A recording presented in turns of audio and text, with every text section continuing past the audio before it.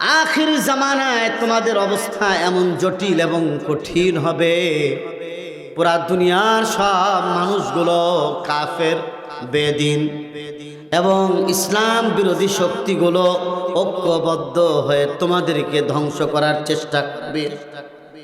একে অপরকে ডাকবে, আসো সবাই ঐক্যবদ্ধ হও, মুসলমানদেরকে আমরা হত্যা করি,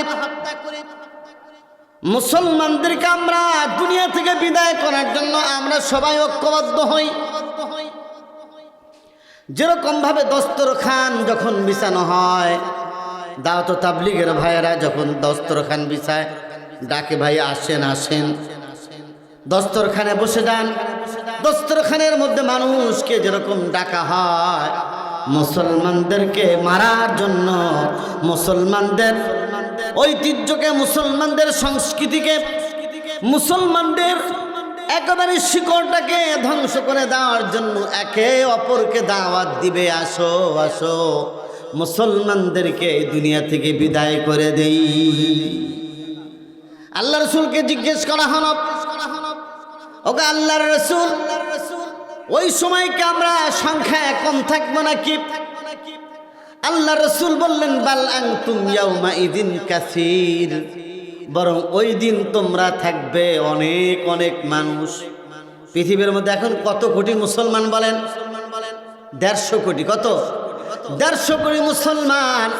তারপরে ইন্ডিয়াতে আমাদের মুসলমানেরা মার খায়, ফিলিস্তিনের গাজায় মুসলমানরা মার খায়, বিভিন্ন জায়গায় বিভিন্ন প্রান্তে মুসলমানদের রক্ত ঝরে। এর একমাত্র কারণ হলো মুসলমানরা ঐক্যবদ্ধ জীবনযাপন করে না, মুসলমানরা কোরআন হাদিস থেকে দূরে সরে গেছে। ঠিক কিনা বলেন? সবাই যদি রাসূল করিম সাল্লাল্লাহু আলাইহি ওয়াসাল্লামের আদর্শের উপর একমত থাকতো, নিজেদের মধ্যে যতই বিভেদ থাকুক না কেন এই বিভেদগুলোকে মুছে সবাই ঐক্যবদ্ধ থাকার চেষ্টা করত, তাহলে আমেরিকা আর মুসলমানদের উপর দাদাগিরি করতে পারতো না। ঠিক কিনা বলেন? আজকে আমেরিকা, আজকের ইন্ডিয়া পরাশক্তিগুলো মুসলমানদের পরস্পরে লাগিয়ে দিয়ে তারা খেলা দেখে, মুসলমানদের দেশগুলোর মধ্যে ষড়যন্ত্র করে, মুসলমানদের মধ্যে মুসলমানদের লাগিয়ে দেয়, এমন একটি চক্রান্ত বাংলাদেশের বিরুদ্ধে চলছে। ঠিক কিনা বলে? সুতরাং আওয়ামী লীগ হোক, বিএনপি হোক, জামাত হোক, হেফাজত ইসলাম হোক, যে যে দলের হোক না কেন, আমরা সকলে মুসলমান, আমরা ঐক্যবদ্ধ থাকবো। ঠিক কিনা বলেন? ওয়ালা তাফাররাকু, আল্লাহ তাআলা বলছেন তোমরা বিচ্ছিন্ন হয় না। আজ থেকে 1400 বছর পূর্বে আল্লাহ রাসূল সাল্লাল্লাহু আলাইহি ওয়াসাল্লাম যে সমাজের মধ্যে এসেছিলেন, সে সমাজের মানুষের মধ্যে কোনো মিল মহব্বত ছিল না, ভালোবাসা ছিল না। পরস্পরের সামান্য বিষয় নিয়ে তারা মারামারি করত, ঝগড়া ঝাঁটির মধ্যে তারা লেগে যেত। আল্লাহ রসুল বললেন, তোমরা জাহান্নামের কিনারে ছিলে, আমি আল্লাহ তোমাদেরকে ওই জাহান্নামের কিনারা থেকে আমি তোমাদেরকে জান্নাতের পাশে এনেছি। আমি তোমাদেরকে সেই ভয়াবহ অবস্থা থেকে আমি তোমাদেরকে মুক্তির ব্যবস্থা করেছি, মুহাম্মদ সাল্লাল্লাহু আলাইহি সাল্লামকে তোমাদের মাঝে পাঠিয়েছি। সুতরাং তোমরা আর বিচ্ছিন্ন জীবনযাপন করবে না, ঐক্যবদ্ধভাবে তোমরা থাকবে। আল্লাহ রাসূল বললেন, আল মুসলিমুনা কাজাসাদিন ওয়াহিদ, ও মুসলমানরা কান পেতে শোনো, মুসলমানরা হলো একটা দেহের ন্যায়। একটা দেহের এক জায়গায় যদি কেটে যায়, পুরা দেহটা আক্রান্ত হয়, ব্যথিত হয়ে যায়। সুতরাং বিশ্বের যেখানেই মুসলমানরা আক্রান্ত হবে, ওই জায়গায় আমরা আমাদের দেহের মধ্যেও আমরা কষ্ট পাবো। ঠিক কিনা বলে? যেখানে মুসলমানরা মার খাক, ওই জায়গাটাই আমরা কি হতে হবে? আমরা ব্যথিত হবে। হ্যাঁ, যেখানে হোক। একথা চিন্তা করার দরকার নেই যে অমুকে মার খাইছে, অমুক এলাকার লোক মায়ের খাইলো, অমুক দেশের লোক মারা যাচ্ছে, তা আমাদের কি আসে যায়? একথা মনে করলে ভুল হবে। কারণ এরকম একটা দিন আমাদেরও আসতে পারে, এরকম একটা দিন আমাদেরও আসতে পারে। এই জন্য আল্লাহ তাআলা আমাদেরকে কোরআনের মাধ্যমে ঐক্যবদ্ধ থাকতে বলা হয়েছে, আর বিচ্ছিন্ন জীবনযাপন করতে নিষেধ করা হয়েছে। কারণ আল্লাহ রাসূল বলছেন, ইয়াদুল্লাহি আলাল জামাআ, যে ঐক্যবদ্ধ শক্তির ওপর আল্লাহর রহমত আর বরকত থাকে, ঠিক কিনা? মাহফিলে শরীক হওয়ার আশার তৌফিক দান করলেন, এই জন্য রব্বে করিমের দরবারে শুকরিয়া আদায় করি। সকলে পড়ি আলহামদুলিল্লাহ। আর একটু জোরে করে সকলে গর্জিয়াস কণ্ঠে সকলে বলি আলহামদুলিল্লাহ। আপনারা কি সকলে ভালো আছেন? আমি আল্লাহ তাআলা আমাকে ভালো রেখেছেন, আল্লাহর শুকরিয়া আদায় করছি। কোরআনে কারীমের সূরাত আলে ইমরানের একটি আয়াতের অংশ বিশেষ তেলাওয়াত করেছি। রাসূল করিম সাল্লাল্লাহু আলাইহি ওয়াসাল্লামের অসংখ্য হাদিস থেকে একটা হাদিস পাঠ করেছি। এই কোরআন এবং হাদিসকে সামনে রেখে কিছু দ্বীনি কথা আপনাদের সামনে তুলে ধরতে চাই। আল্লাহ যেন আমাকে তৌফিক দান করেন, সকলে বলেন আল্লাহুম্মা আমিন। প্রিয় ভাইরা, আজকে আমরা এমন এক সময়ে অবস্থান করছি যে সময়ে মুসলমানদের মধ্যে ইখতিলাফ, মতানৈক্য সৃষ্টি করে দেওয়ার জন্য ইহুদি, নাসারা, খ্রিস্টানরা, ইসলামের দুশ্মনরা বিভিন্নভাবে আমাদেরকে পরস্পরে লাগিয়ে দিয়েছে। আমরা মুসলমানরা যেন ঐক্যবদ্ধ না থাকতে পারি, এজন্য বিভিন্ন ইজম, বিভিন্ন ফেরকা, বিভিন্ন মতাদর্শ দিয়ে আমাদেরকে বিচ্ছিন্ন করার চেষ্টা করছে। আল্লাহ তাআলার খাস রহম আর করম যে আল্লাহ তাআলা এই উম্মতকে এমন এক নবীর উম্মত বানিয়েছেন যে নবী সবসময় মানুষকে তাওহীদের দাওয়াত দিতেন, একাত্মবাদের দাওয়াত দিতেন, মানুষকে ঐক্যবদ্ধ রাখার ব্যাপারে সারাটি জীবন মেহনত করে গেছেন। আর আমাদেরকে এমন এক কিতাব দান করেছেন কোরআনে কারীম, যে কোরআনকে যদি আমরা সামনে রাখি এবং কোরআন অনুযায়ী যদি আমরা আমাদের জীবনকে পরিচালনা করি, তাহলে ইনশাআল্লাহ সুম্মা ইনশাআল্লাহ আমাদের বিচ্ছিন্ন হওয়ার আর কোনো সুযোগ নাই। এই জন্য আমরা সবাই ঐক্যবদ্ধ থাকবো তো ইনশাআল্লাহ। যতই ষড়যন্ত্র হোক আমাদের ঐক্যকে নষ্ট করা যাবে না। আমরা এক আল্লাহ বিশ্বাসী, মুহাম্মদ সাল্লাল্লাহু আলাইহি সাল্লাম হলেন আমাদের নবী এবং শেষ নবী, এবং মুহাম্মদ সাল্লাল্লাহু আলাইহি সাল্লাম হলেন আমাদের লিডার, মুহাম্মদ সাল্লাল্লাহু আলাইহি সাল্লাম হলেন আমাদের নেতা। সুতরাং মুহাম্মদ সাল্লাল্লাহু আলাইহি সাল্লামকে আমরা মেনে যেমনটা কাটিয়ে দিতে চাই, ঠিক কিনা? এই জন্য আল্লাহ সুবহানাহু ওয়া তাআলা কোরআনে কারীমের মধ্যে মুসলমানদেরকে বলেছেন, ওয়াতাসিমু বিহাবলিল্লাহি জামিআন ওয়া লা তাফাররাকু। ঈমানদারেরা, আল্লাহর রজ্জু অর্থাৎ কোরআনকে তোমরা দাঁত দিয়ে, কামড় দিয়ে তোমরা আঁকড়ে ধরো, মজবুত ভাবে কোরআনকে তোমরা ধারণ করো, ওয়ালা তাফাররাকু, এবং তোমরা বিচ্ছিন্ন হয়ো না। সামনে নির্বাচন, এই জন্য বিদেশিরা আমাদেরকে, মুসলমানদেরকে বিচ্ছিন্ন করার চেষ্টা করতেছে, ঠিক কিনা বলেন? হ্যাঁ, আমাদেরকে সতর্ক থাকতে হবে যে আমরা মুসলমান, আমরা যে যে দলেরই থাকি না কেন আমরা ঐক্যবদ্ধ থাকবো, ঠিক কিনা? হ্যাঁ, কারণ কোরআনের বাহিরে, কোরআন হাদিসের বাহিরে আমরা কেউ নই, ঠিক কিনা? এই যে কোরআন আল্লাহ তাআলা আমাদেরকে দান করলেন, এই কোরআন নামক একটা রশি আল্লাহ তাআলা এই দুনিয়ার বুকে পাঠিয়ে দিয়েছেন। কোরআন হলো সেই রশি, এই কোরআনকে যারা ধারণ করবে আল্লাহ সুবহানাহু ওয়া তাআলা তাদেরকে ধরে ধরে জান্নাতে নিয়ে চলে যাবেন। চিৎকার করে বলেন সুবহানাল্লাহ। আর যারা কোরআন থেকে দূরে থাকবে, হাদিস থেকে দূরে থাকবে, সুন্নাহ থেকে দূরে থাকবে, তারা কি হয়ে যাবে? সমাজ থেকে আলাদা হয়ে যাবে, বিচ্ছিন্ন হয়ে যাবে, ঠিক কিনা বলেন? এক লোক ছিল, মরে যাওয়ার পূর্বে তার সন্তানদেরকে ডাকলেন, প্রত্যেককে বললেন একটা করে কঞ্চি নিয়ে আসো। প্রত্যেকের হাতে একটি করে কঞ্চি দেওয়া হলো, বলে তোমরা ভাঙ্গো। তো সবাই মটমট করে ভেঙে ফেললো। তারপর আরো কিছু কঞ্চি আনার জন্য বলা হলো, একসাথে 10টা কঞ্চি, 11টা কঞ্চি একসাথে বাঁধা হলো। বলে এখন প্রত্যেকে এই কঞ্চিগুলো তোমরা ভাঙার চেষ্টা করো। দেখা গেল কেউ ভাঙতে পারলো না। কেউ কি করতে পারলো না, ভাঙতে পারলো না। তো বাপ তার সন্তানদেরকে এই কথা শিক্ষা দিয়ে গেল, আমার ছেলেরা, আমার সন্তানেরা, তোমরা যদি এভাবে করে একসাথে থাকো, ঐক্যবদ্ধ থাকো, মিল মহব্বতের সাথে থাকো, তাহলে তোমাদেরকেও এরকম কেউ ক্ষতি করতে পারবে না, তোমাদের উপরও কেউ এরকম উপর থেকে এসে তোমাদের কোনো ক্ষতি করতে, তোমাদের ধ্বংস করতে পারবে না। আমাদের একই অবস্থা, ঠিক কিনা? আমরা এমন একটা দেশে অবস্থান করি যে অবস্থানটা হলো চতুর্দিক দিয়ে শত্রু বেষ্টিত। হ্যাঁ, শত্রু চতুর্দিক দিয়ে, মাঝখান দিয়ে একটা জায়গা আছে বঙ্গোপসাগর, এই জায়গায় ঝাঁপ দেওয়ার একটা জায়গা আছে। এছাড়া চতুর্দিক থেকে আমাদের দুশ্মনেরা, ঠিক কিনা বলেন? চতুর্দিক দিয়ে আমাদের দুশ্মনেরা।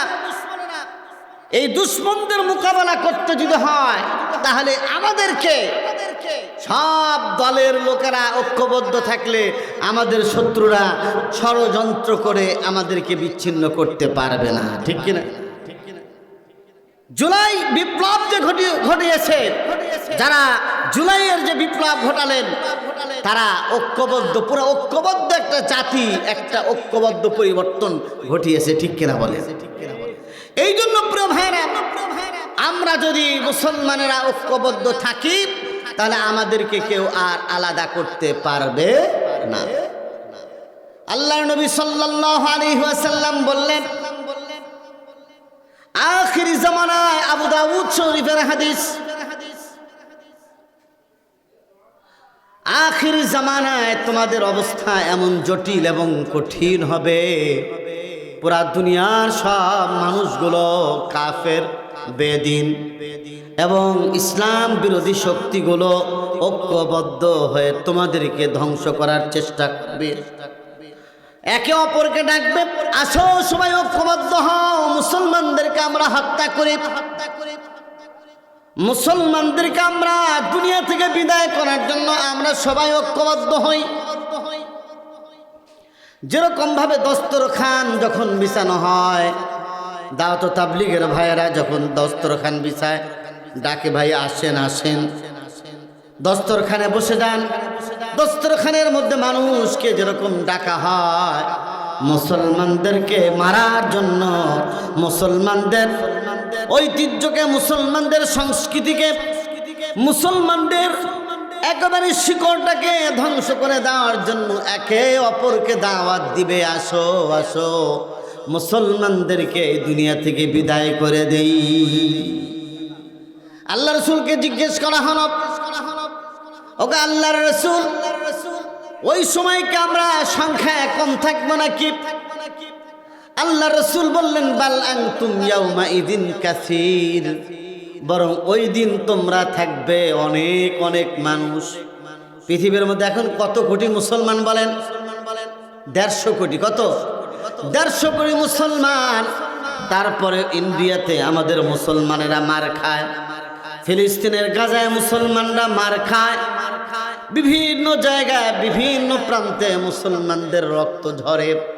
এর একমাত্র কারণ হলো মুসলমানরা ঐক্যবদ্ধ জীবনযাপন করে না, মুসলমানরা কোরআন হাদিস থেকে দূরে সরে গেছে, ঠিক কিনা বলেন?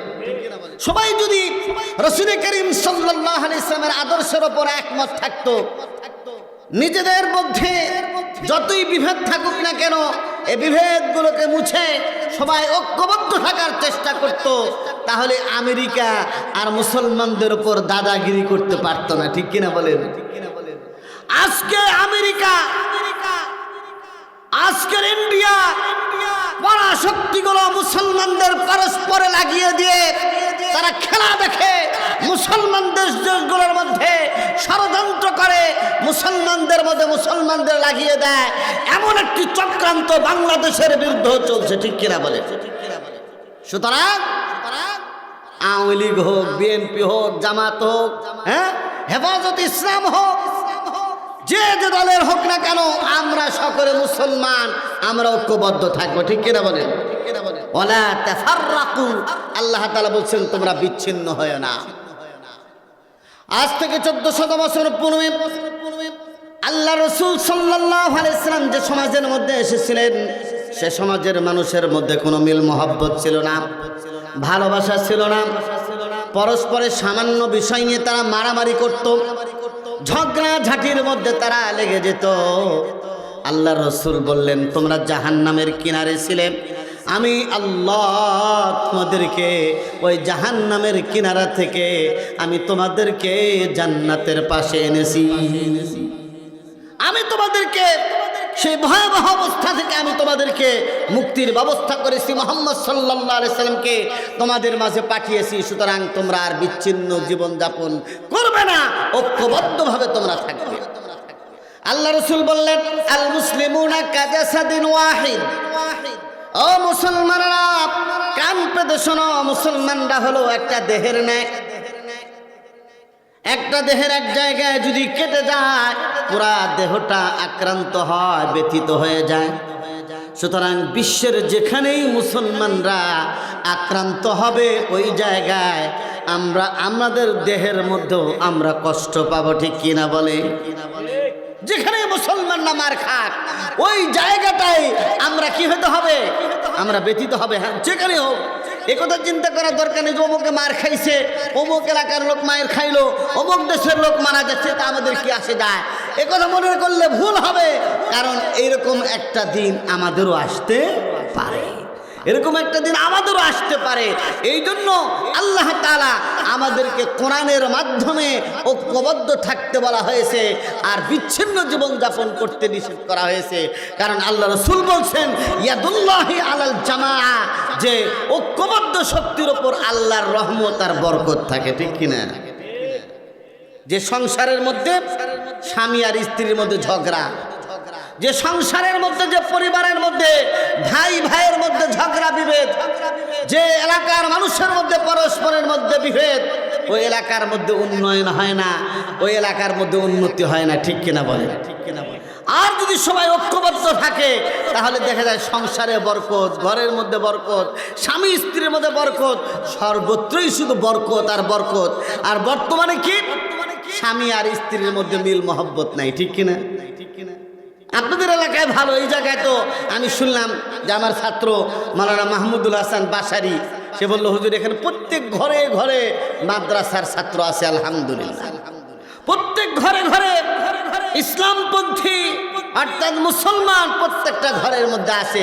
এটা আমি খুশি হলাম যে এই অজগ্রামের মধ্যে প্রত্যেকটা পাড়ায় পাড়ায় মাশাআল্লাহ মুসলমানদের ইমানি চেতনা অত্যন্ত মজবুত এবং মারাত্মকভাবে আছে, যে এই ছোট্ট ছোট্ট জায়গাতে অনেকগুলো মাদ্রাসা, আলহামদুলিল্লাহ।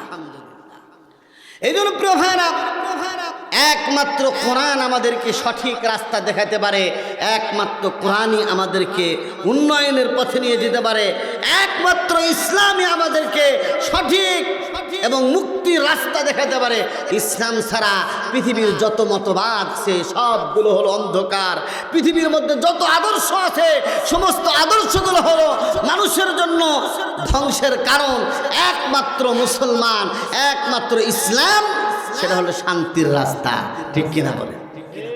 আজকে আমরা মুসলমানরা শান্তি খোঁজার জন্য গণতন্ত্রের দিকে যাচ্ছি। হ্যাঁ, গণতন্ত্র ছাড়া মানুষের মুক্তি নাই, নাউজুবিল্লাহি মিন যালিক। আমরা সমাজতন্ত্রের দিকে যাচ্ছি, আমরা রাজতন্ত্রের দিকে যাচ্ছি, আমরা মানব রচিত মতবাদের দিকে যাচ্ছি।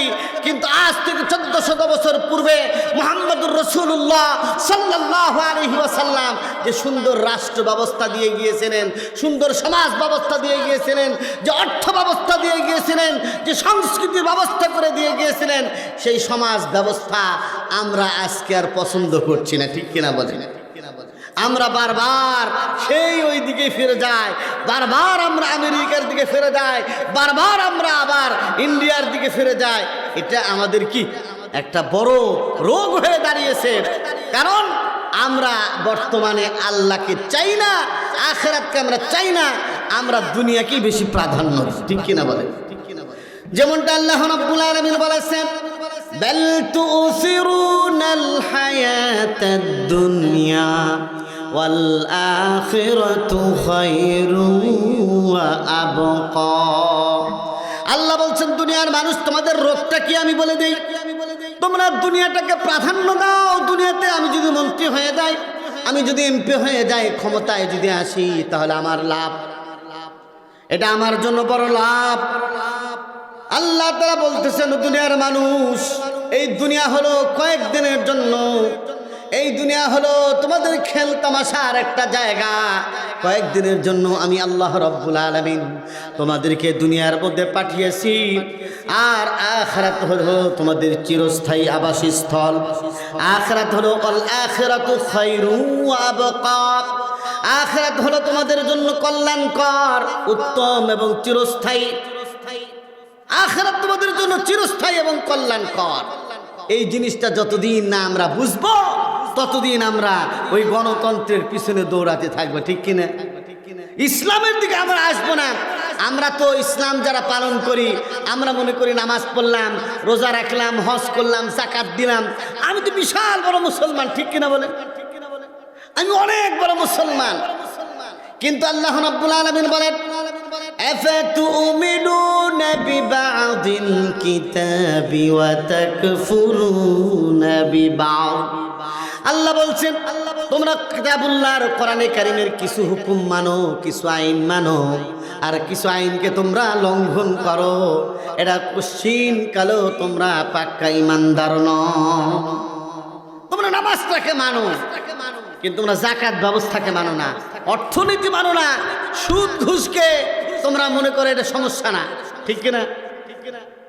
আজকে আমাদের সমাজের রন্ধে রন্ধে সুদ আর ঘুষ ঢুকে গেছে। এই এলাকাতে ঘুষতর ব্যাপারটা হলো অফিস আদালতে চলে, ঠিক কিনা? কিন্তু আমাদের এই এলাকা গ্রামগঞ্জের মধ্যে সুদ আছে কিনা বলেন? টাকা লাগানো আছে কিনা? একে অপরে টাকা লাগানো আছে কিনা? হ্যাঁ, এইগুলোর যদি বিরুদ্ধে বলা হয়, তাহলে ইমাম সাহেব ভালো না, আলেমরা ভালো না। আলেমরা যখন রাজনীতির কথা বলে, আলেমরা ভালো না। কিন্তু রাজনীতির কথা কে বলেছেন? আল্লাহ রাসূল বলেছেন, ঠিক কিনা বলেন? আল্লাহ রাসূল রাষ্ট্র ব্যবস্থা কায়েম করে গিয়েছেন। 30 বছর খেলাফতের রাশেদার যুগ ছিল। সে রাশেদার যুগ থাকার পরেও কিছু কিছু মুসলমান বলে যে ইসলামের তো রাষ্ট্র ব্যবস্থার কোনো ধারণা নাই, ঠিক কিনা? ইসলামের সমাজ পরিচালনার কোনো ধারণা নেই। যারা এ কথা বলে, তারা মূলত পূর্ণাঙ্গ ইসলামকে পালন করে না, তারা আংশিক ইসলামকে পালন করে, ঠিক কিনা বলেন? আংশিক ইসলাম দ্বারা আংশিক শান্তি আসবে, আর পরিপূর্ণ ইসলামের দ্বারা পরিপূর্ণ শান্তির ব্যবস্থা হবে এই যুগের মধ্যে, ঠিক কিনা বলেন? এই জন্য আল্লাহ রাসূল সাল্লাল্লাহু আলাইহি ওয়াসাল্লাম আজ থেকে 1400 বছর পূর্বে বলে গেছেন, তোমাদেরকে মানার জন্য দুনিয়ার সব শক্তিগুলো এক হয়ে আসবে। আল্লাহ রাসূলকে বললেন, ও আল্লাহ রাসূল, আমরা কি সংখ্যায় কম থাকবো? না, বলছে অনেক থাকবে। ওয়ালাকিন্নাকুম গুসাউন কা গুসাইস সাইল, কিন্তু তোমাদের অবস্থা হবে তৃণলতার মতো। এই যে পানি আসলে পানির মধ্যে এরকমভাবে বিভিন্ন পাতা, বিভিন্ন খড়কুটা যেরকম ভেসে ভেসে যায়, তোমাদের অবস্থাটা হবে এমন যে তোমরা ইহুদিদের, খ্রিস্টানদের, এরকমভাবে বৌদ্ধদের, এই হিন্দুদের বিভিন্ন কালচার তোমাদের সামনে আসবে, আর তোমরা দৌড়ায় দৌড়ায় সেই দিকে যাবে, ঠিক কিনা বলেন? হিন্দুদের পূজা আসলে মুসলমানরা যে পরিমাণ যায়, হিন্দুরা ওই পরিমাণ থাকে না, ঠিক কিনা বলেন? আমাদের অবস্থা হলো এমন যে আমরা আমাদের কালচার পরিবর্তন করে ফেলেছি। হিন্দুদের অনুষ্ঠানে আমরা যা ভরে যাই, কিন্তু হিন্দুরা কিন্তু আমাদের কোনো ঈদগাহে আসে না, আমাদের মসজিদ মাদ্রাসায় আসে না, ওয়াজ মাহফিলও আসে না, কিন্তু আমরা তাদের পূজার মধ্যে গিয়ে ভরে যাই, ঠিক কিনা? হ্যাঁ, আবার ওই সমস্ত জায়গায় যে ইসলাম বিরোধী বক্তব্য আমরা দেই, ঠিক কিনা? এই জন্য প্রিয় ভাইরা, আজকে আমাদের ঈমানটা এমনভাবে চলে যাচ্ছে যে আমরা বুঝতেও পারতেছি না যে আমাদের ঈমান কোন দিক দিয়ে চলে গেল, ঠিক কিনা? এই জন্য তৃণলতার মতো আমরা হয়ে গিয়েছি। আল্লাহ রাসূলকে জিজ্ঞেস করা হলো, তবে নবী, কি সমস্যার কারণে, কি দুর্বলতার কারণে আমরা এই অবস্থার মধ্যে পড়ব? আল্লাহ রাসূল বললেন, তোমাদেরকে মাহাবা নামক একটা বস্তু তোমাদেরকে গ্রাস করে নিবে। আল্লাহ রাসূলকে জিজ্ঞেস করা হলো, ওগো নবী, মাহাবা আবার কি জিনিস? রাসূল বললেন, হুব্বুদ দুনিয়া ওয়া কারাহিয়াতুল মাউত। দুনিয়ার ভালোবাসা তোমাদের মধ্যে এসে যাবে, আর মৃত্যুবরণ করতে তোমরা চাইবে না। দুনিয়ার যদি টাকা দেয়, 1000 টাকা দেয়, তাহলে তুমি কি করবা? ভোটটা বিক্রি করে দিবা। আছে না? নির্বাচনের রাত্রিতে যদি কি টাকা নিয়ে আসে, বড় বড় নোট খালি ঢুকায় দিল, প্রত্যেক বাড়িতে কি কয়জন সদস্য, কতজন ভোটার, ওই যে 4 জন ভোটার, 4000 টাকা কসকসা নোট দিয়ে গেল। পরের দিন আগে যাই নিয়ত করেছিল, ওই দিনে তার ভোট চেঞ্জ হয়ে গেছে। ঠিক কিনা বলে? এরকম আমাদের ইমানের 4000 টাকার কাছে আমার ইমান বিক্রি করে দিলাম। 1 কাপ চা সামনে আমার ইমানটাকে বিক্রি করে দিলাম। সামান্য বিস্কুট আর চার কাছে আমার ইমানকে বিক্রি করে দিলাম। সামান্য সম্মানের জন্য আমার ইমানকে বিক্রি করে দিলাম। এইরকম ইমান দিয়ে মুসলমান হওয়া যায় না।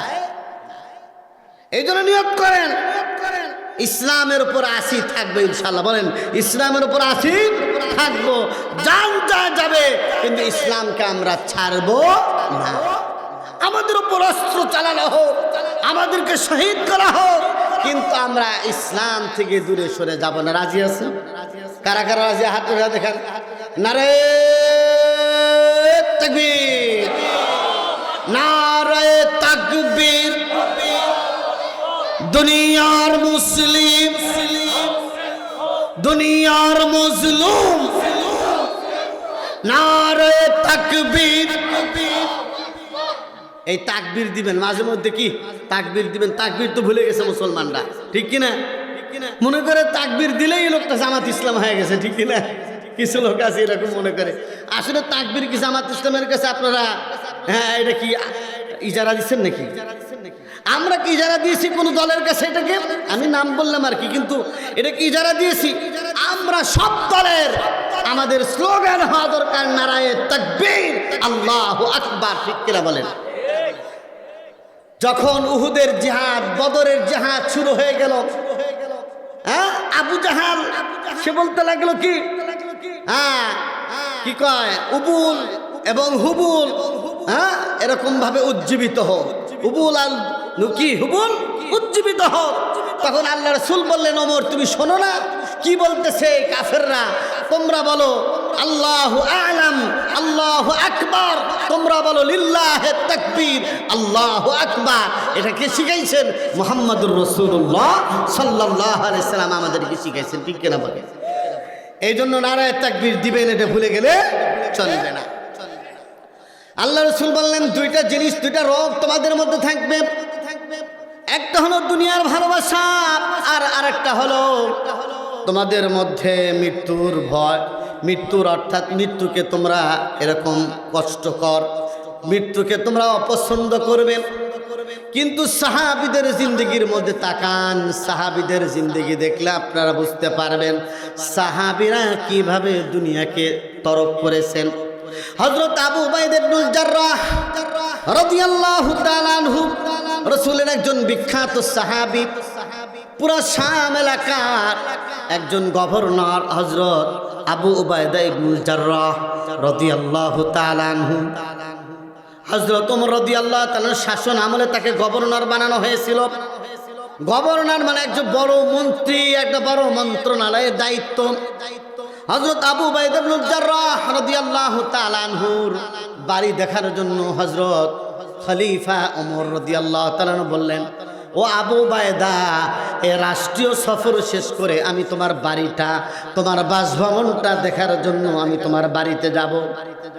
বললেন, হুজুর আমার বাড়িটা দেখবেন, আমার বাড়িটা দেখলে আপনার চোখ দিয়ে পানি পড়বে।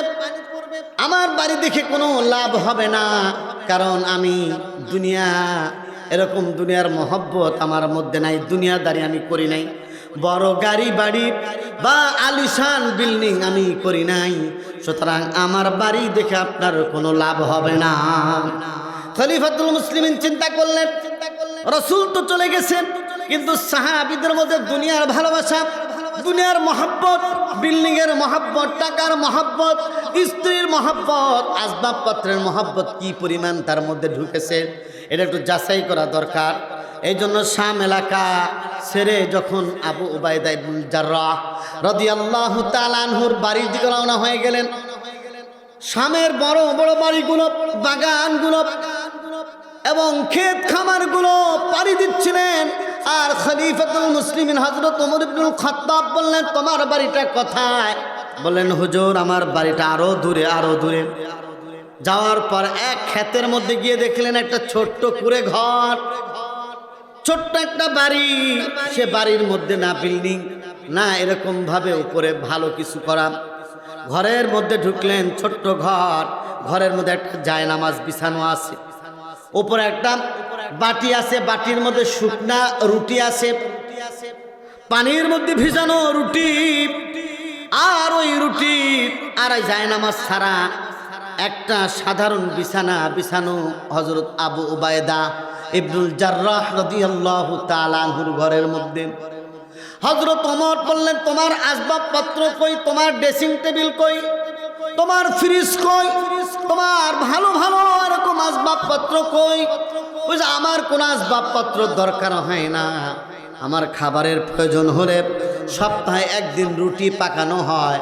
ওই রুটি যখন নরম থাকে, রুটি খাই আর পানি খাই, আর রাষ্ট্রের কাজ করি, সমাজের কাজ করি, মানুষের কাজ করি।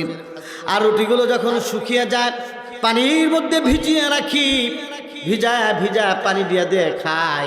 আমার জন্য কোনো তরকারিরও প্রয়োজন হয় না, গরুর গোশতেরও প্রয়োজন হয় না, আমার এরকমভাবে সবজিরও প্রয়োজন হয় না। পানিতে ভিজাই আর খাই। আর যখন কোনো সমস্যার মধ্যে পড়ে যাই, তখন আমি জায়নামাজের মধ্যে দাঁড়াই, সালাতুল হাজাত আমি আদায় করি। আদায় করে আমার মাওলার কাছে বলি, মাওলা এই সিরিয়া এলাকার জন্য এই সমস্যা, এই সমস্যার জন্য তোমার কাছে আমি ফরিয়াদ করতেছি। ও মাওলা, সিরিয়ার মানুষের সমস্যা দূর করার ব্যবস্থা করে দাও। এই জায়নামাজে বসে আমি আমার এলাকার সমস্যার সমাধান করি। চিৎকার করে বলেন না সুবহানাল্লাহ। শান্তি ছিল কিনা বলেন? শান্তি ছিল। আজকের থেকে আরো 1400 বছর পূর্বে মানুষের মধ্যে খাই খাই ভাব ছিল না, মানুষের মধ্যে অশান্তি ছিল না, মানুষের উপর মানুষের জুলুম চলতো না। মানুষ আরামে অল্প খাইতো কিন্তু আরামে ঘুমাইতো। জোরে বলেন না সুবহানাল্লাহ। এতদিন আফগানিস্তানকে বলা হয়েছে এটা দুর্বল রাষ্ট্র, মোল্লাতন্ত্র, মোল্লাদের রাষ্ট্র, অভাবী রাষ্ট্র। কিন্তু আফগানিস্তান এখন মডেল, ঠিক কিনা? হ্যাঁ, বিশ্বের জন্য মডেল আফগানিস্তান। আমাদের টাকা যেখানে প্রতিনিয়ত টাকার দাম কমে যাচ্ছে, সেখানে আফগানিস্তানের টাকার দাম বাড়তেছে। জোরে বলেন না সুবহানাল্লাহ। বিভিন্ন ধরনের নিয়ামত জমিন থেকে আসতেছে, কারণ ও দেশের মানুষ আল্লাহওয়ালা। তারা মৃত্যুকে জয় করে শিখেছে, জিহাদ করে, সংগ্রাম করে। রাশিয়াকে তারা বিদায় করেছে, আমেরিকার সাথে 21 বছর তারা লড়াই করে, জিহাদ করে তাদেরকে বিদায় করেছে। কোনো পরাশক্তিকে তারা ভয় করে না। এই জন্য আল্লাহর বরকত তাদের উপর আসতেছে, ঠিক কিনা? আমরাই চিন্তা করা দরকার নাই যে আমরা না খেয়ে মারা যাব। ইসলাম আসলে, এদেশে ইসলাম কায়েম হলে আমাদের দেশের থেকে, বিভিন্ন দেশ থেকে এরকম ত্রাণ আসা বন্ধ হয়ে যাবে, সহযোগিতা বন্ধ হয়ে যাবে। একথা বলা, একথা বিশ্বাস করা, এটা কুফরি ছাড়া আর কিছু নয়। বরং ইসলাম যত আসবে, ইসলাম কায়েম হলে এদেশের মানুষের অধিকার প্রতিষ্ঠিত হবে, ঠিক কিনা? খাবারের অধিকার প্রতিষ্ঠিত হবে, গরিব দুঃখী অসহায় মানুষদের অধিকার প্রতিষ্ঠিত হলে মানুষ না খেয়ে মারা যাবে না। তাদের বাসস্থানের ব্যবস্থা হবে, চিকিৎসার ব্যবস্থা হবে।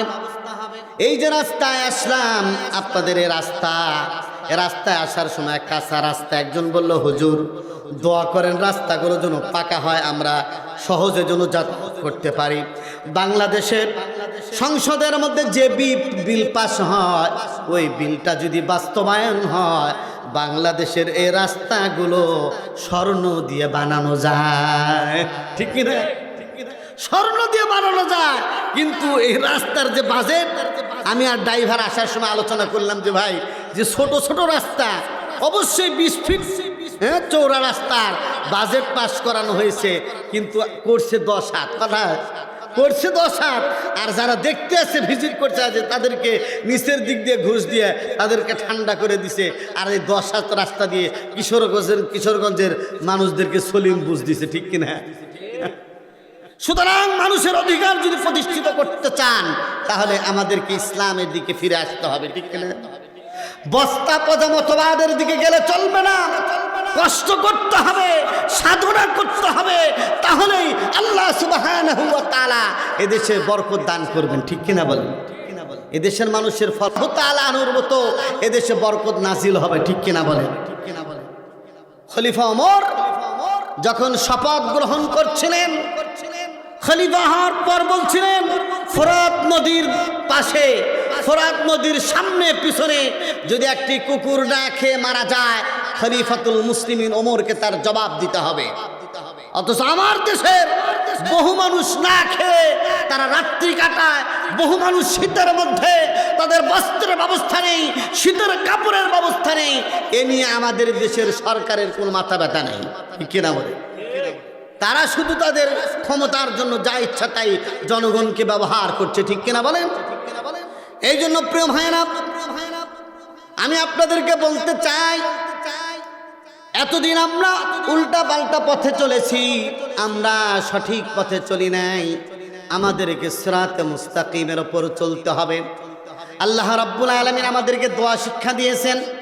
কোরআনে কারীমের মধ্যে আল্লাহ বলেছেন, প্রতিনিয়ত যখনই আমরা নামাজ পড়ি তখনই আল্লাহর কাছে বলি, আল্লাহ ইহদিনাস সিরাতাল মুস্তাকিম, আল্লাহ আমাদেরকে সিরাতে মুস্তাকিমের উপর অধিষ্ঠিত করো, সঠিক সরল পথে আমাদেরকে চালাও।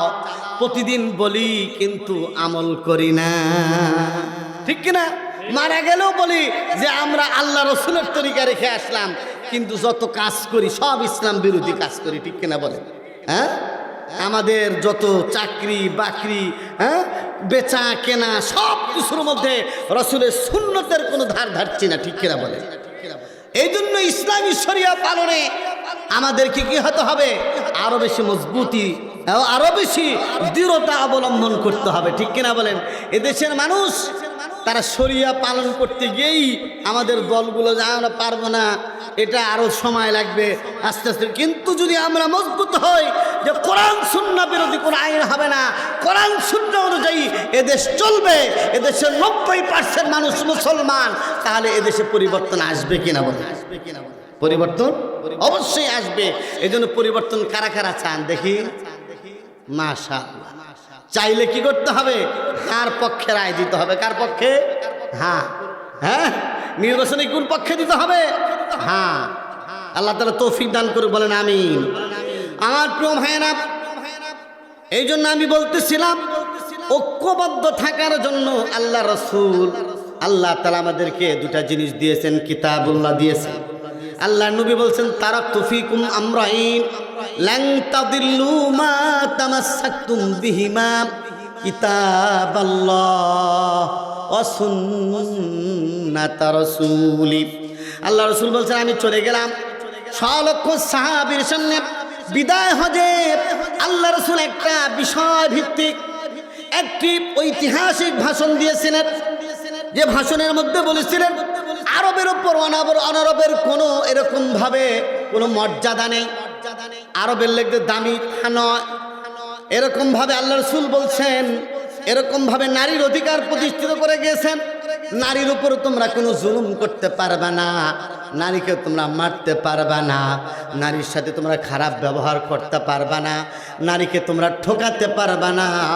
নারী হয়েছে দেখে তোমরা তাদেরকে এরকম নিচু চোখে দেখবা, তা তোমরা দেখতে পারবে না। গোলামের ওপর জুলুম করা যাবে না।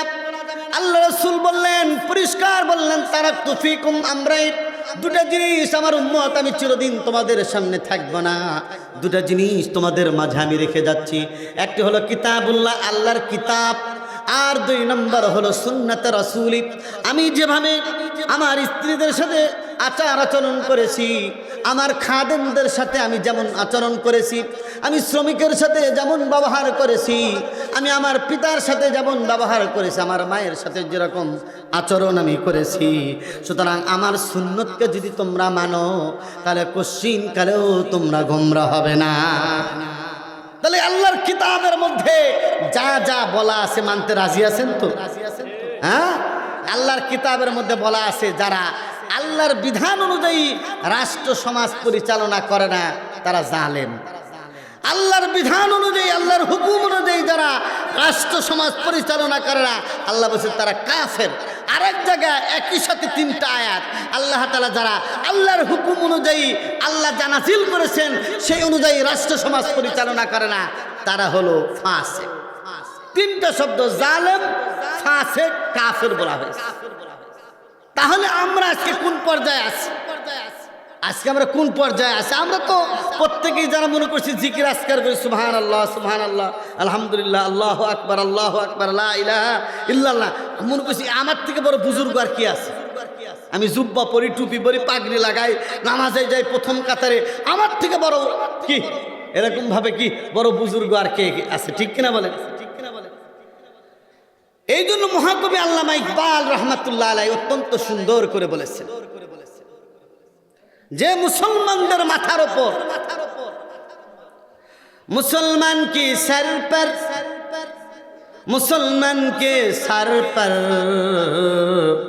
यहूद खेल रहा है और हम लोग तस्बीह के दानों में जन्नत ढूंढ रही है।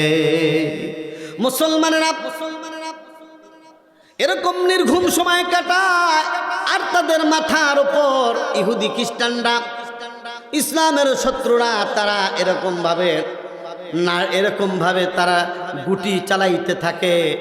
আর মুসলমানরা কি করে? তাসবিহ দানে সুবহানাল্লাহ সুবহানাল্লাহ, আল্লাহু আকবার বলে, আর এর মধ্যে তারা আল্লাহকে আর জান্নাত খুঁজতে থাকে। আরেক জায়গায় মহাকবি বলেছেন, शिरकी सर पर बंदर खिल रही है, सिरकी सर पर बंदर खिल रही है। जब সিংহের মাথার উপর বান্দররা খেলা করে, আর মুসলমানেরা তসবির দানার মধ্যে জান্নাত খুঁজে বেড়াইতেছে। ঠিক কিনা? এই জন্য মুসলমানদের তরুণ সমাজকে বলতে চাই, যুবকদেরকে বলতে চাই যে ও যুবক, তোমাকে যেরকম ভাবে নামাজি হতে হবে, তাহাজ্জুদ গুজার হতে হবে, ঠিক তেমনি ভাবে ইসলামের শত্রুদের মোকাবেলায় অস্ত্র ধরার জন্য, ইসলামের শত্রুদের মোকাবেলায় গর্জে ওঠার জন্য তোমাকে ময়দানে আসতে হবে। ঠিক কিনা?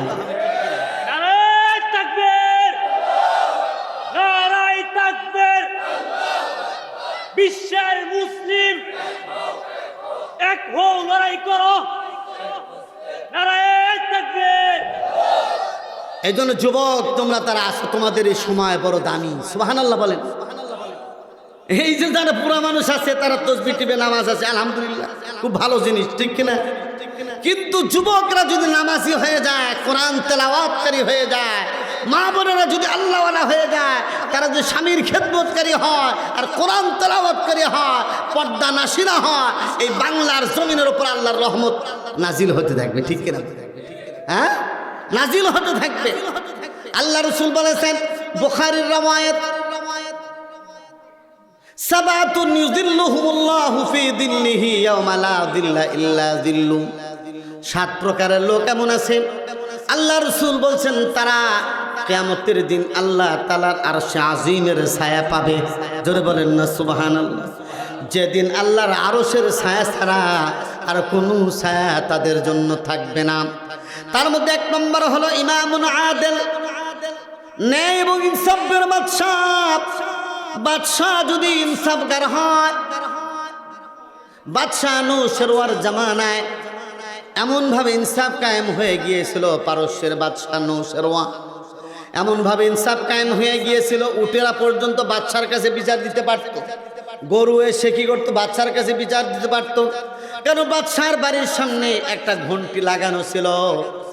যখনই কোনো উটের উপর জুলুম হতো, উট এসে ওই ঘন্টিতে এরকম ভাবে বাড়ি দিত, পা দিয়ে তারা এরকম মুখ দিয়ে বাড়াইতো, তখন বাদশাহ নূশেরওয়া বের হয়ে আসতো। আসার পর দেখতো যে উটটার অবস্থা ভালো না, মালিককে ডাকাইতেন যে তোমার যে উটের এই অবস্থা কেন? উটের হালাত দেখে বাদশাহ নূশেরওয়া তার মালিককে বলে দিতেন ভালো করে খাবার দিবে, তাকে কাজ নেবে, কোনো সমস্যা নাই, কিন্তু খাবার তাকে ঠিক মতো দিতে হবে, তার থাকার জায়গাটা দিতে হবে। এই জন্য নূশেরওয়া বাদশার জামানায় মানুষ সুখে শান্তিতে ছিল। ঠিক তেমনি ভাবে ইনসাফ করা বাদশা যদি আমাদের দেশে আসে, ন্যায় নীতি এবং ইনসাফের যদি হুকুমত কায়েম হয়, তাহলে বাংলাদেশের ওই যে প্রেসিডেন্ট যে হবে সে হবে আল্লাহর আরশের নিচে ছায়া পানেওয়ালা একজন বাদশাহ। এই জন্য এরকম বাদশা দরকার আছে কিনা? আছে। এরকম বাদশা থাকলে তো এরকম বাদশার জন্য আমল এরকম করতে হবে, ঠিক কিনা? আমরা চাই খলিফা ওমর। খলিফা ওমর হলে ওসমান আর আলীর মতো আমাদের প্রজাও লাগবে, ঠিক কিনা বলেন? হ্যাঁ, ওসমান আর আলীর মতো যদি প্রজা আমরা পাই তাহলে আমাদের খলিফা হবে কে? ওমর, ঠিক কিনা? আর আমরা যদি দুর্নীতিবাজ হই, আমরা যদি চাঁদাবাজ হই, আমরা যদি ফাঁকিবাজ হই, তাহলে আমাদের সরকারও তো ফাঁকিবাজ হবে, ঠিক কিনা? যে এরা যেহেতু নির্বাচনের টাকা খায়, চা বিস্কুট খায়, যেহেতু ভোট দেয়, নির্বাচনের পর আর দেখা টাকা করতাম না, ঠিক কিনা? যা করছি নির্বাচনের আগে শেষ। এই জন্য আমি দেখলাম যে মাওলানা মামুনুল হক একটা বক্তব্য দিচ্ছে, আমার এটা ভালো লাগছে বক্তব্যটা। সে বক্তব্যটা হলো যে আমরা কিন্তু আপনাদের টাকাও দিতে পারবো না, খাওয়াইতেও পারবো না, তবে আমরা যদি নির্বাচিত হই, আমি যদি নির্বাচিত হই, তাহলে অবশ্যই অবশ্যই আমি কোনো টাকা পয়সা ছাড়া আপনাদের সার্ভিস দিব। সুবহানাল্লাহ। টাকা খাইবেন আগে, পরে সার্ভিস পাবেন না। আর টাকা ছাড়া ওই হাসানাত আব্দুল্লাহ এটা বলছে যে আমাদের কাছে যদি টাকা দিতে পারবে না, ভোটটা যদি ঠিক মতো দেন আমাদেরকে, তাহলে আমরা কি করব? আপনাদের টাকা ছাড়া, ঘুষ ছাড়া, টাকা ছাড়া আপনাদেরকে সার্ভিস দিব, ঠিক কিনা বলেন? এই জন্য টাকা খাইবেন। কারা কারা খাবেন না দেখে হাত উঠান, উঠান জলদি, হাতটা ক্যামেরা বন্দি করেন। হ্যাঁ হ্যাঁ, নারায়ে তাকবীর, নারায়ে তাকবীর। আল্লাহ আমাদের সকলকে ইনসাফের সাথে, ন্যায় নীতির সাথে চলার তৌফিক দান করেন, আমিন। 2 নম্বর হলো ওয়াশাবুন নাশা ফি ইবাদাতিল্লাহ, এমন যুবক যে যুবক যৌবনকালেই ইবাদত শুরু করেছে, জোরে বলেন সুবহানাল্লাহ। যে যুবক ফজর নামাজ পড়ে, ফজর নামাজের পরে আল্লাহর কালাম তেলাওয়াত করে, জোরে বলেন আলহামদুলিল্লাহ, আলহামদুলিল্লাহ। কারণ যে যুবকের মধ্যে নামাজের সিফত থাকবে, যে যুবকের মধ্যে কোরআন তেলাওয়াতের সিফত থাকবে, ওই যুবক কোনোদিন মাকে মারতে পারে না, ওই যুবক কোনোদিন বাপের গায়ে হাত তুলতে পারে না, ওই যুবক কোনোদিন মুরব্বীদের সাথে বেয়াদবি করতে পারে না, ঠিক কিনা বলেন? কারণ আমার আল্লাহ বলছেন ইন্নামাল মুমিনুনাল্লাযীনা আমানু, ইন্নামাল মুমিনুনাল্লাযীনা ইযা যুকিরাল্লাহ, মুমিন হলো তারা যাদের সামনে আল্লাহর কালাম তেলাওয়াত করা হয় আর তাদের অন্তরগুলো প্রকম্পিত হয়ে যায়। হ্যাঁ, ওয়াজিলাত কুলুবুহুম ওয়া ইযা তুলিয়াত আলাইহিম আয়াতুহু যাদাতুহুম ঈমানা, তাদের ঈমানি শক্তি বেড়ে যায়, জোরে বলেন না সুবহানাল্লাহ। আসহাবে কাহাবের যুবকরা, এলাকার বাদশা, সে ছিল জালেম, তাদেরকে মূর্তি পূজায় বাধ্য করেছিল। ওই জামানার দিকিয়ানুস বাদশা যুবকদেরকে বলেছিল, তারা রাজ পরিবারের সন্তান ছিল, দেখো তোমরা এই মূর্তির সামনে মাথা ঠুকো, না হলে তোমাদেরকে ফাঁসির কাস্টে ঝুলানো হবে। কিন্তু এই যুবকরা পরামর্শ করল এই এলাকায় থাকা যাবে না, এই জন্য যুবকরা এলাকা ছেড়ে দিয়ে চলে গেল পাহাড়ের গুহায়। পাহাড়ের গুহায় গিয়ে ঘুমিয়ে গেল। আল্লাহর কাছে বলল, রব্বানা হাইয়্যি লানা মিন আমরিনা রাশাদা। আল্লাহ গুহার মধ্যে ঢুকে গেলাম আর হেদায়েতের জন্য তোমার দরবারে আমি এরকম ভাবে তোমার দরবারে আমি দোয়া করতেছি, আল্লাহ আমাদেরকে তুমি হেফাজত করো। ওই যুবকরা গুহার মধ্যে চলে গেল। 309 বছর পর্যন্ত গুহার মধ্যে ঘুমিয়েছিল। আল্লাহ তাআলা ওই যুবকদেরকে হেফাজত করলেন, ইমানের হেফাজত। আর ওই যুবকের সাথে একটা কুকুরও গিয়েছিল, ওই কুকুর তাদের পাহারাদারি করেছিল। আল্লাহ সুবহানাহু ওয়া তাআলা ওই ভালো মানুষদের সাথে কুকুরটা থাকার কারণে ওই কুকুরটাকেও আল্লাহ তাআলা ওই যুবকদের সাথে জান্নাতে দিয়ে দিবেন। চিৎকার করে বলেন না সুবহানাল্লাহ। যুবকরা যদি ঈমানওয়ালা হয়, যুবকরা যদি কোরআনওয়ালা হয়, যুবকরা যদি সিফাতওয়ালা হয়, তাহলে আল্লাহ সুবহানাহু ওয়া তাআলা নবী বলছেন ওই যুবকরা তারা আল্লাহ তাআলার আরশে আজিমের ছায়া পাবে। জোরে জোরে বলেন না সুবহানাল্লাহ। হ্যাঁ, গাজী আলমুদ্দিন এক যুবক, হ্যাঁ, হিন্দুস্তানে, হ্যাঁ, মসজিদের মধ্যে হিন্দুরা, উগ্রবাদী হিন্দুরা মসজিদের মধ্যে শুকুরের গোশত ছিটায় দিচ্ছে, মসজিদের মধ্যে ভাঙচুর করেছে। গাজী আলমুদ্দিনের মোকাবেলা করেছিলেন। জোরে বলেন সুবহানাল্লাহ। ঠিক তেমনি ভাবে রঙ্গিলা রসুল নামে একটা বই রসুলের বিরুদ্ধে লিখেছিল, রসুলের বিরুদ্ধে বিষোদ্গার করে লিখেছিল। বলতেছে, হ্যাঁ, যে লিখেছে রঙ্গিলা রসুল, ওই যুবক, হ্যাঁ, আইন তার হাতে উঠায় নিয়ে ওই লেখকের পেটের মধ্যে ছুরি চালায় দিয়েছিল, ফাঁসির কাস্টে ঝুলেছিল। কিন্তু আল্লাহ রসুলের ইশক এবং মোহাব্বত দেখিয়েছিল, আল্লাহ রসুল শব্দ দেখিয়েছিলেন, ওই গাজী আলমুদ্দিন, ওই আল্লাহর নবীর আশিক, তোমার জন্য আমি অপেক্ষায় আছি, জলদি করে আসো, আমি জান্নাতে তোমাকে নিয়ে যাব। জোরে বলেন না সুবহানাল্লাহ। এরকম যুবক দরকার আছে কিনা? হ্যাঁ, যুবক যদি ভালো হয়, যুবক সমাজ পরিবর্তন করতে পারে, যুবক মসজিদ ভাঙতেও পারে, আবার গড়তেও পারে। ঠিক কিনা? এই জন্য যুবকরা তোমরা বাপ মায়ের কথা শুনবে, রাজি আছে তো ইনশাআল্লাহ? অনেক যুবকদের ব্যাপারে অভিযোগ, তারা বাপ মায়ের কথা শোনে না, মুরব্বীদের কথা শোনে না, নেশা করে, উল্টা পাল্টা করে, মোবাইল চালায়, হ্যাঁ, লাল নীল জগতের মধ্যে চলে গেছে। আছেন এরকম যুবক? আল্লাহ সবাইকে কবুল করুক। আমি 3 নম্বর হল আল্লাহ রাসূল সাল্লাল্লাহু আলাইহি ওয়াসাল্লাম বলছেন, অরজুলুন দাতুহু ইমরাতুন যাতু মানসাবিন ওয়া জামালিন, এমন যুবক, এমন ব্যক্তি যাকে একজন সুন্দরী কৌলিন যুবতী একজন নারী তাকে জিনার প্রস্তাব দিয়েছে যে আমার সাথে ব্যভিচারে লিপ্ত হও।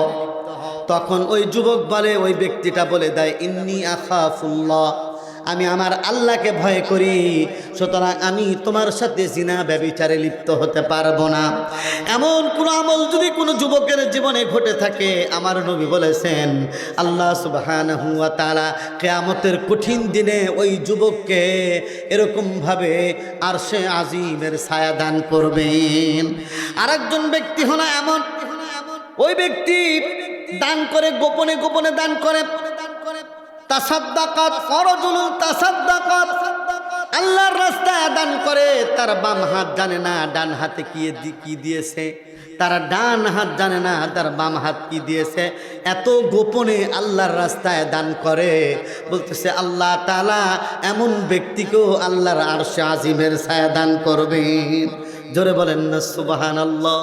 আরেকজন ব্যক্তি গভীর রজনীতে যখন সব মানুষগুলো ঘুমিয়ে পড়ে, সব মানুষগুলো যখন আড্ডা আর টিভির পর্দার সামনে, সিনেমার পর্দার সামনে বসে যায়, আর ওই যুবক এরকমভাবে ঠান্ডা পানি দিয়ে ওযু করে যায়, নামাজ দাঁড়ায়, 2 রাকাত নামাজ আদায় করে, আর আল্লাহর দরবারে চোখের পানি ফেলায় ফেলায় কান্দে, মাওলা জাহান্নামের আগুন আমি বরদাস্ত করতে পারবো না, জাহান্নামের আগুন আমি সহ্য করতে পারবো না, মাওলা আমাকে মাফ করে দাও। এরকমভাবে রোনাজারি করে এমন যুবকদেরকেও আল্লাহ রাসূল বলছেন আল্লাহ তাআলা আরশে আজিমের ছায়া দান করবে। এই জন্য যুবকদেরকে বিচ্ছিন্ন করার জন্য চক্রান্ত হচ্ছে, যুবকদের হাতে ইয়াবা তুলে দেওয়া হচ্ছে, যুবকদের হাতে নেশা তুলে দেওয়া হচ্ছে, যুবকদের সামনে এরকমভাবে তাদেরকে পোস্ট কোয়ার্টারে নিয়ে গিয়ে তাদের চরিত্রকে নষ্ট করার চেষ্টা করা হচ্ছে। আমি বলবো যুবক, তোমার চরিত্রকে যদি ভালো করতে চাও তাহলে তুমি দাওয়াতুত তাবলীগের মেহনতে যাও। ঠিক কিনা? হ্যাঁ, চিল্লা লাগাও, পরীক্ষা হয়ে গেছে, আল্লাহ রাস্তায় বের হয়ে যাও, আল্লাহ তাআলার কোন একজন প্রিয় বান্দার সাথে সম্পর্ক করো, তাহলে তোমার জীবন পরিবর্তন হয়ে যাবে। ঠিক কিনা? আল্লাহ রাব্বুল আলামিন বলেছেন, ইয়া আইয়ুহাল্লাযীনা আমানু তাকুল্লাহা ওয়া কুনু মা'আস সাদিকিন। আল্লাহ বলছেন, মানুষেরা শোনো, ইমানদারেরা শোনো, আল্লাহকে ভয় করো, আর আল্লাহ ওয়ালা নেককার মানুষ, ভালো মানুষ, আলেম ওলামা, হক্কানি আলেম ওলামা, পীর মাশায়েখ যারা আছে, হক্কানি পীর মাশায়েখ যারা আছে, তাদের সামনে তোমরা ওঠা বসা করো, আল্লাহ তাআলা এর উসিলা করে তোমাদেরকে জান্নাতের মালিক বানায়া দিবে। জোরে বলেন না সুবহানাল্লাহ। এই জন্য ভালো মানুষদের সোহবত অত্যন্ত জরুরি। এই জন্য সব শ্রেণীর মানুষই আলেমদের সাথে সম্পর্ক রাখা অত্যন্ত জরুরি। আলেমদের সাথে যারা মহব্বত রাখবে তারা কোনোদিন বিভ্রান্ত হবে না। আল্লাহ রাসূল বলছেন, কুনা আলিমান আও মুতাআল্লিমান আও মুস্তামিআন আও মুহিব্বান ওয়ালা তাকুনিল খামিস। ও আমার উম্মতেরা, পারলে আলেম হও, তারপরে যদি আলেম না হতে পারো আলেমদের ছাত্র হও। আলেমদের ছাত্র যদি না হতে পারো, আলেমদের কথাগুলো যখন যা বলবে মনোযোগ দিয়ে শোনো। যদি তাও না পারো আলেমদের মহব্বতকারী হয়ে যাও। আলেমদের মহব্বতকারী যদি তাও না হতে পারো, তাহলে তুমি ধ্বংস হয়ে যাবে। একদল আছে আলেমদের সমালোচনা করে, আসছে না বলুন? হ্যাঁ, আলেমদের যারা সমালোচনা করে হেদায়েত পায় না। ওরা নামে শুধু মুসলমান থাকে, কিন্তু বাস্তবে ওরা কি হেদায়েতের উপর থাকতে পারে না। আলেমদের যে রক্ত ঝরায়, ওদের আলেমদের রক্তগুলো হলো কি বিষ তুল্য। কার তুল্য? যারা আলেমদের রক্ত ঝরায় ওদের ইমানি মৃত্যু, মানে বেঈমানের উপর তার মৃত্যু হয়। ঠিক? হ্যাঁ, এই জন্য বেয়াদবি করেন ঠিক আছে, আলেমদের সাথে বেয়াদবি করবেন না। কারণ কিয়ামতের ময়দানে এক লোককে টেনে টেনে জাহান্নামের দিকে নিয়ে দেওয়া হবে। ফেরেশতারা হাত পা বেঁধে তাকে জাহান্নামের দিকে টেনে নিয়ে যায়। আল্লাহ তাআলা বলবেন, ও ফেরেশতারা একটু দাঁড়াও, ওই বান্দাকে একটু জিজ্ঞেস করো এর কোনো সম্পর্ক কোনো আলেমের সাথে ছিল কিনা। তখন যাকে জিজ্ঞেস করো তোমার কোনো আলেমের সাথে মহব্বত ছিল কিনা, আলেমের সাথে সম্পর্ক ছিল কিনা, বলবে আল্লাহ আমার কোনো আলেমের সাথে কোনো সম্পর্ক ছিল না, তবে একজন আলেম ছিল, আমার এক বন্ধু ছিল, ওই বন্ধুর সাথে আলেমের সম্পর্ক ছিল, তার সাথে সে ওঠা বসা করত, আমার বন্ধুটা ওঠা বসা করত। আল্লাহ তাআলা বলবেন, বন্ধুর বন্ধু যে বন্ধু হয়, এই জন্য আমি তাকে মাফ করে দিলাম। এই জন্য আলেমদের সাথে যারা সম্পর্ক রাখে আল্লাহ সুবহানাহু ওয়া তাআলা তাদেরকে শেষ জীবনের ইমানের মৃত্যু দান করেন। সুবহানাল্লাহ। এক ঘটনা কালিবুল নামক এক কিতাবের মধ্যে আসছে।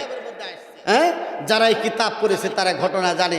বর্তমানে দর্শে নিজামীতে এই কিতাব পড়ানো হয় না সব জায়গায়। কিতাব কি?